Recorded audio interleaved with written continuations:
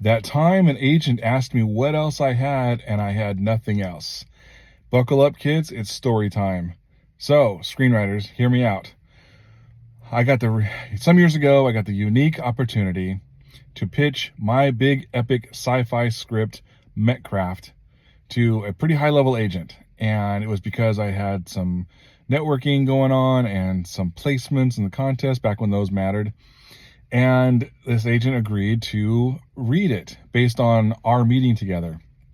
So sent it off to him. He, like others at studios and prodcos, he liked it. He really liked it, but he said there's no way he could sell it because, one, it's a huge budget. I'm unknown. The property's unknown. There's no fan base. So he was just like, I can't market this, Brian. But he said, what else do you have? And those are the words, as screenwriters, we love to hear. We want to hear those words. They're like gold. But like an idiot, at that time, I didn't have anything else. I was so foolishly sure this would be the one that I really didn't have anything else prepared. So when he asked me, what else you got? Or he said, do you have anything else I can read? I said, yes. And I said, but let me give it another polish before I send it to you. So this was like Thursday afternoon. He said, all right, send it to me Monday. I was like, all right, cool. So I had to go home and be like, oh yeah, what am I going to do? I promised him a script on Monday. I'm not going to show up empty-handed or send it to him empty-handed, with nothing. So I got to writing. Luckily, I had a sci-fi horror outlined. Keyword outlined. And I decided I'm going to go for it. I'm just going to go for it. I called out, took the day off of work the next day for Friday. So I began writing Thursday afternoon. And I stayed up all night writing and wrote all day Friday. Got the first draft done early Saturday morning. I hadn't slept yet. It was probably 2 or 3 in the morning Saturday.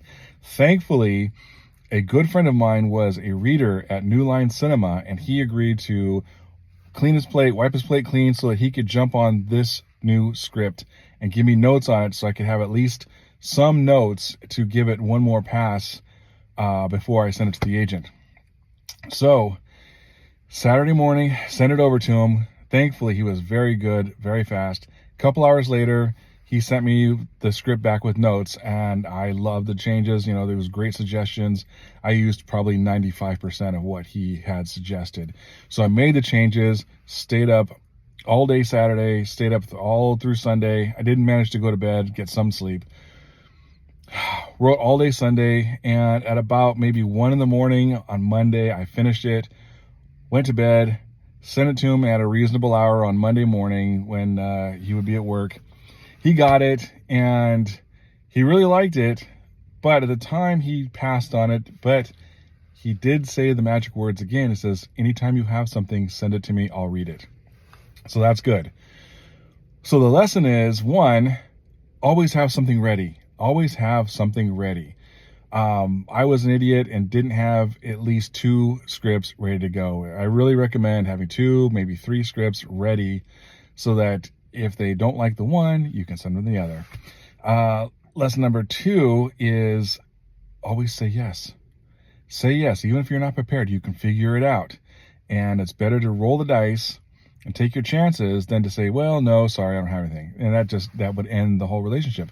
Now I still have a relationship, and he will read anything that I have for him. And end result is I ended up with a really fun, cool, low to mid-budget sci-fi horror screenplay that I have revised over the years, since that was such a quick turnaround. I have revised it and honed it down and really hammered it into a nice piece of material that I like.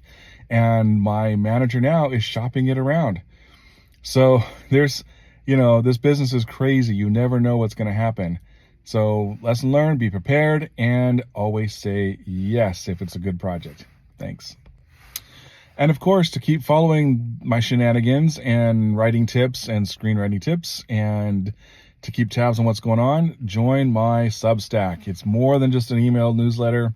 It's a lot more. There's podcasts going on I'm going to start up. There's community chat. There's a notes area, which is kind of like X. So it's got like a live feed kind of thing going on. So Substack is growing. It's becoming much more than just a newsletter mailing list. So join it. I'll put the links around, and I will see you there.